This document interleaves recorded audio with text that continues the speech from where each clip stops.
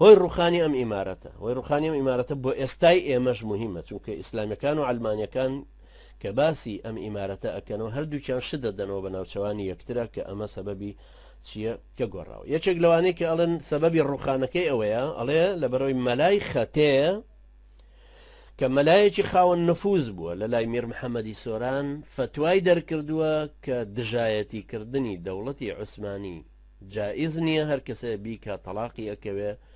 و ئەمەش بووە بە سەبەبێک بۆ ڕمانی ئیمارەتی سۆران ئەم فتوایە تا چەند ڕاستە ئەم قسێ تا چەند ڕاستە و چێ ئەمەی جێڕاوەتەوە یەکەم جار حسین حوزنی مکریانی ئەمەی جێڕاوەتەوە حسین حوزنی مکریانیش بە خانەوادەیی خۆیان هەموو دژی خانەوادەی مەلای خەتێن وەکو منافەسەیەک و حسین حوزنی مکریانی سەرەتای دەستپێکردنی بزوتنەوەیەکی کوردایەتی عەلەمانیە کە متەئەسیر بووە بە ئیتیحاد و تورەقی ئەو کاتەی تورکیا ئەوە ئینشاڵە لە کاتی خۆی دێنەوە سەر ئەو باسەشیان بەڵام ئێستا دێنەوە سەر مۆزوعی مەلای خەتێ و ئەو فتوایە کە دەرکەوت ئەو فتوایە لە ساڵی 1936 وەک ئەڵێن دەرچووە میر محەممەد ئەو کاتە لە ئەوجی قووەتیا بوو لەو پەڕی دەسەڵاتیا بوو ئەو ساڵی 1936 بوو کە میر محەممەد زاڵ بوو بەسەر جەیشی عوسمانیە لە دەشتی حەریر کەوتم بە شەو ڕای کردو ئەوە بوو کەوابوو ئەگەر ئەو فتوایە کارتێکردنێکی لەسەری هەبوایە ئەبوایە سوارچاکانی کورد نەهاتنایە ئەو دژایەتیان لەگەڵ سوپای عوسمانیا بکردایە و هەروەها وەرگرتن و سەرۆت و سامانیشان بۆ خۆیان بە حەواڵ نەزانایە یان شەڕیان لەژێر ئاڵای میر محەممەدا نەکردایە دژی جەیشێک کە بەناو بڵێن جێشی دەوڵەتێکی ئیسلامیە یا خلافەی ئیسلامی کە سوڵتانی عوسمانی ئەمە طبعا قسەیەکی کەوا بوو ڕاست نییە کە لەو سەردەمەیە ئەو فتوایە کە دەرچوو بێ ئەو کارتێکردنە گەورەی لەسەر ئەوە بوو لە لایەکی تریشە دیسانەمە بچووکردنەوەی یەکێکی شخصیەتێکی گەورەی کوردی وەکو میر محەممەدە میر محەممەدێک بەو هەموو قووەت و نفوزەیەوە چۆن بە تەنیا مەلایەک بتوانێت ئەم کارتێکردنە گەورەی هەبێ فتوایەکی ئەو کە لە کاتێکە ئەگەر مفتی ئەعزەمیش بوو بێ کە نەمان بیستۆ نەمان خوێندەوەتەوە مفتی ئەعزەمیش بوو بێ مفتی ئەعزەمیش بوو بێ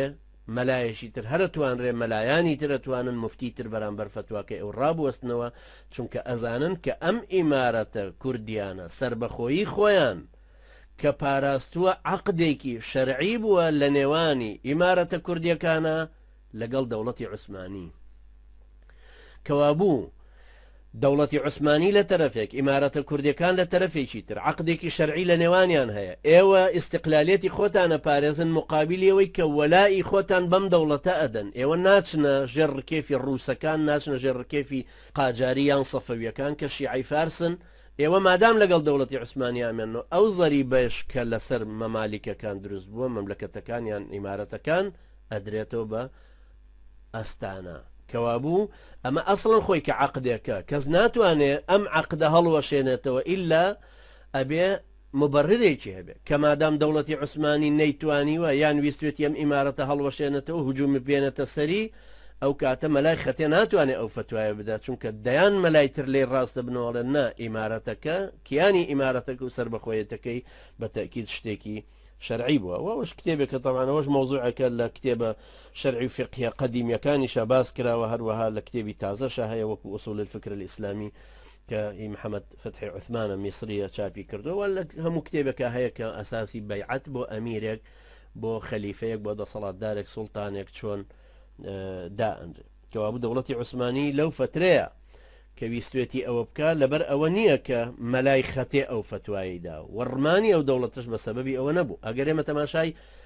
شەڕ و ململانەی ئەو فترێ بکەین کە سوڵتان مەحموود قەناعەتی بهاتۆتە سەرەوەی کە دەوڵەتێکی مرکزی دروستە کاتەوە ئیماراتی هەموو کەسێک لا ئەباتەوە کە ئەوی جەلیلەی مووسڵ و مەمالیکەکانی بەغدا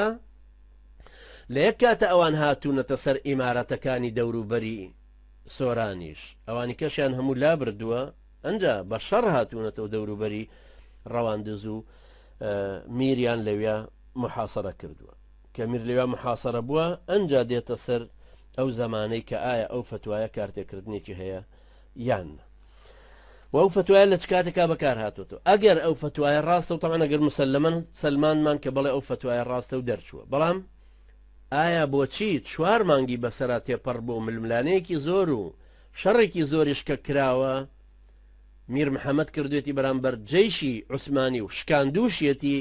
بەڵام کەس فتوایەکی وای دەرنەکردیان ئەگەر ئەو فتوایە دەرچوو بێ ئەو کاتە بۆ کەس پێوەی پابند نەبووە بەڵام ئایا بۆچی لە کاتێکە کە ڕەواندوز محاسەرە کراوە هەموو ئەترافی ئیمارەتە کوردیەکەی لێ سندراوەتەوە میر خۆی لەگەڵ ڕاوێشکارانی لە ڕەواندوزە محاسەرە بوون جێشێکی زۆری تورک بە دەورەوە بووە مەلای خەتێ و مەلاکانی ترکە کەوتونەتە بینەوە کەوتونەتە بینی ئەوە کە میر محەممەد خۆی تەسلیمەکەوەکو و دەوڵەتی عوسمانی داوایەکە و ئەنێڕێ بۆ ئیستانە بۆ پایتەخت مقابلی ئەوەش طبعا ئەو ناکوژدێ و ئیمارەتە کەش کۆتایی پێدێ ئەمە ئەشێ بڵین بە سەبەبێک بووە بۆ ئەوی کە مەلای خەتێ هەروەها ئەو مەلایانەی ترکە لەگەڵ یابوون هاتوون وەکو وەسیتێک کەوتونەتە نێوانەوە بۆ ئەوەی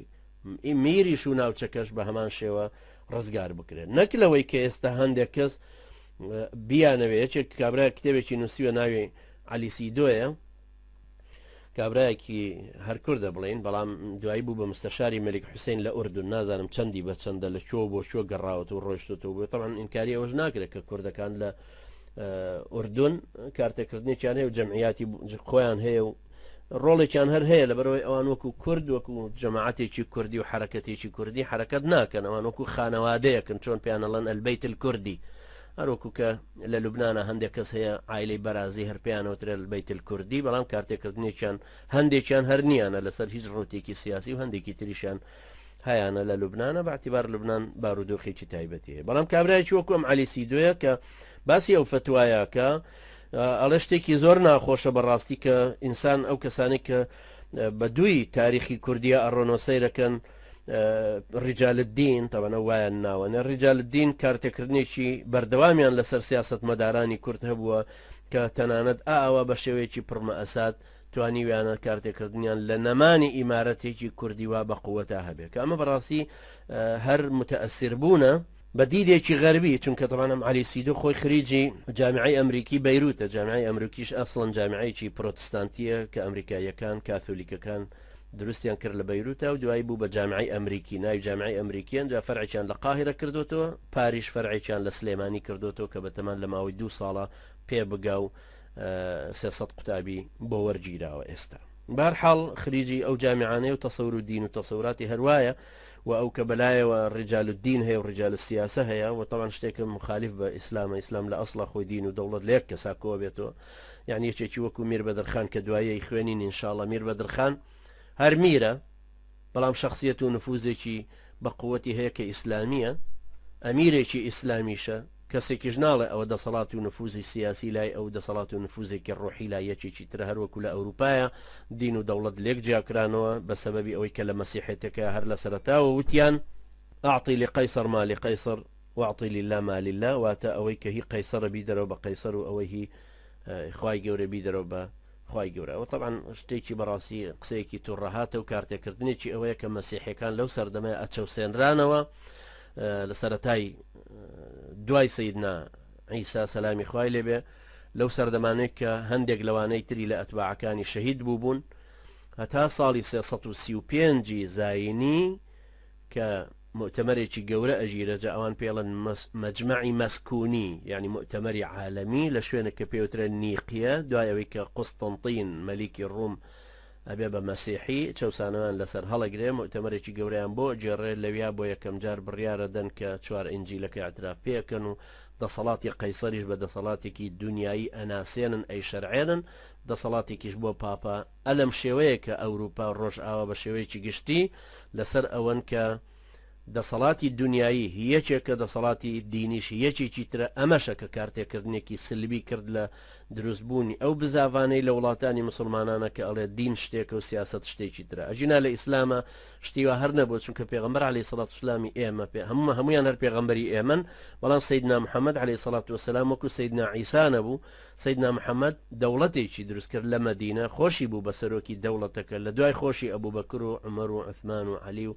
ئیمامی حەسەن ڕەحمەتی خوایان لێبێ ڕزای خوایان لێبێ ئەوانە هەمووی بوون بە خەلیفەی ڕەسمی شەرعی فتوى دینیەکەش هەر لای ئەوانەوە دەرەچووە یعنی ئەوە نەبوو ئەبوو بەکری سەدیق سیاسی بێ پیاوی دەوڵەت بێ خەلیفە بێ بەڵام لە لایەکی تریشەوە قووەت و نفوزێکی تر هی شخصێکی تر هەبێ وەکو نفوزی فتوى و فقه بیگرێتە بەردەست ئەوە طبعا شتێک نییە کە لە ئیسلامە جێگای بێتەوە کارتێکردنێکیشی نەبووە. بە هەرحاڵ بە شێوەیەکی گشتی ئەمە وەزعێکی میر محەممەدە کە هاتنە سەری بەو شێوەیە وە گەمارۆدرا دوایی کۆتایی پێهات. یەکێک لەوەی کە ئەسبابێکی سەرەکیە ئەوەیە کە اختلافاتی ناوخۆ کاریگەریەکی گەورەی هەبوو، هەروەها اختلافاتێکی تری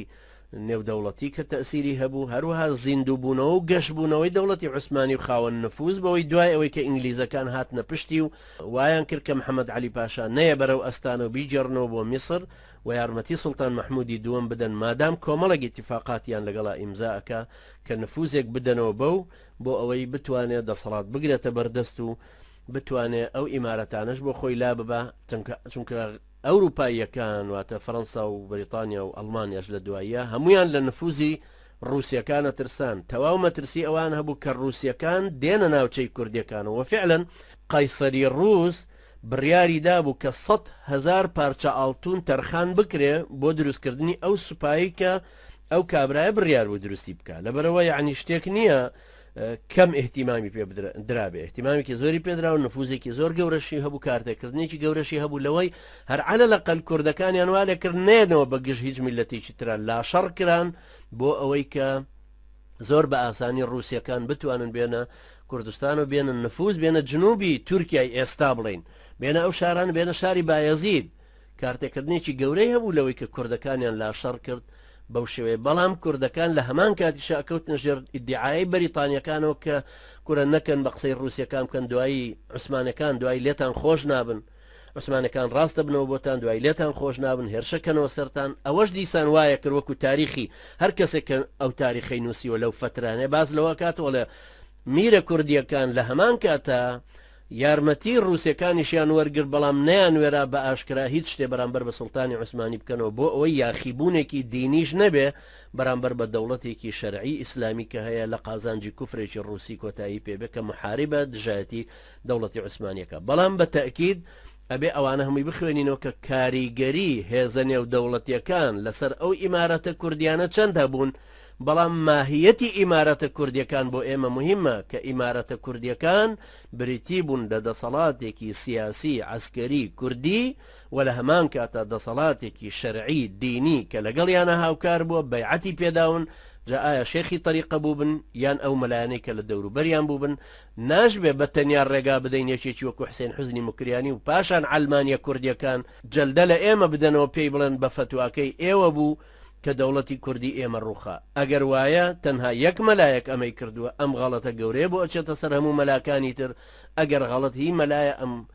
هەڵەیە بۆ ئەکەوێتە سەرشانی ئیسلام کە بە تەکید ئیسلام و مسلمانان لە جۆرەشتانە بەریئن. بە هەر حاڵ ئەوانە دائیمە تەفسیلاتێکی زۆرتری ئەوێ ئینسان ئەتوانێت بە دیقەتتر بڕاتەوە بۆ ئەو تاریخە بیخوێنێ. بەڵام ئەوەی بەلای ئێمەوە ئێستا مهم بوو لەو باسەیە ئەم ئیمارەتە و دوو ئیمارەتی تریژ ئینشاڵڵە باسەکەم لە داهاتووە باسی ئەوەکە ئەمە سەرەتای ئەو وەزعەیە کە کوردایەتی لێوە پیا بوو وەکو بزاوێکی عەلەمانی بۆ ڕزگارکردنی کورد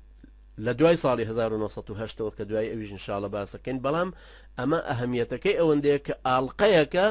لە زنجیرەی باسی ئیسلام و کوردایەتی کە هەمویان پێویستە پێکەوە گوێ لە ڕابگرینەوە بیان خوێنینەوە بۆ ئەوەی زیاتر لە واقعەکە تێبگەین لەو بزاوە. خی پەروەردگار ئێمەشوی ئێوە سەرکەوتوو بکە و زیاتر تێمانگەینە و شارەزامان کە و چاوکراوەمان کە زیاتر بتوانین بە دووی هەموو شتێکە بڕۆین و بکۆڵینەوە لە دید و تێڕوانینی خەڵکی تریش استیفادە بکەین و لە پێناسەیان و لە وەسفکردنی شتێکیان کە ئەیکەن ئێمەشەر تەماشای بکەینەوە بە دوویا بچینەوە ورد سەرنجی بدەینەوە بزانین کاریگەری لەسەر ئێمەی ئیسلامی و لەسەر ئێمەی واقعی کوردی خۆشمان چەند هەیە. خی پەروەردگار ئێمەشوی ئێوە سەرکەوتوو بکە. وقول قولي هذا واستغفر الله لي ولكم وجزاكم الله خيرا والسلام عليكم ورحمة الله وبركاته.